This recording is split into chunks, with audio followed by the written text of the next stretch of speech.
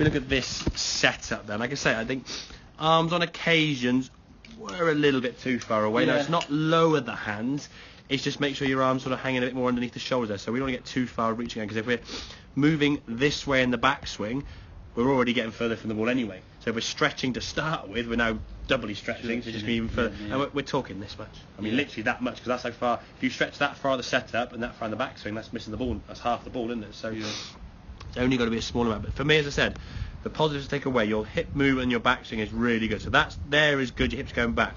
Now, if you start going back there, there's like a sort of little up with that sort of swing, the sort of body just sort of rising up a little bit.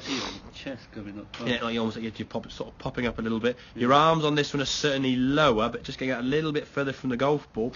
Then your eyes think, oh, hang on, we're a bit further from the golf ball now. We've got to start reaching. And sometimes when you start reaching, everything's dropping here nicely, but then as we start reaching, we just start moving a little bit back. Look where your forehead is there on that blue line.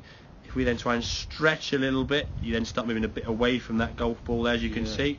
Oh no, we're only talking fractions, right? It's not as if it's like, oh my god, which is why you catch it a little bit thin, and the ball then goes a little bit low. Yeah.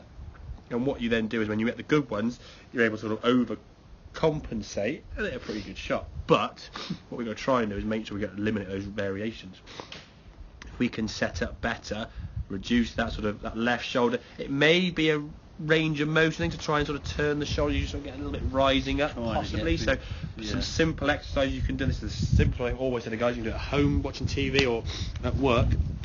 Sat down, just sit there with your hips on there, and just try and rotate as far as you can on a seated position, because your hips can't move. So you just stretch the top part of your back.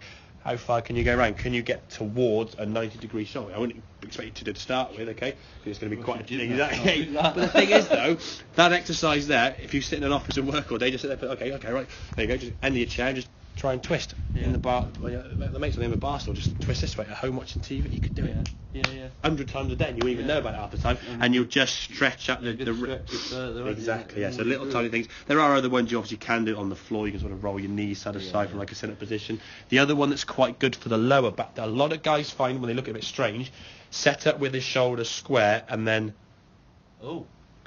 rotate just the hip. That's going to stretch your lower back. Now a lot of people can't split between hip. They can't. They sort of go, I can't do that, okay? It looks daft. It looks simple when someone does it, but you try and actually do it yourself. We do it in a second. It's like, I can't. What am I doing? So any little things that just try and help that range of motion, and it will just eliminate that sort of popping up in the backswing, just to get a little bit more of that lift out of the backswing.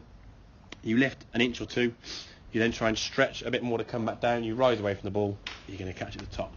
In terms of that fibre, though, sit her down straight. Don't twist or manipulate any golf club.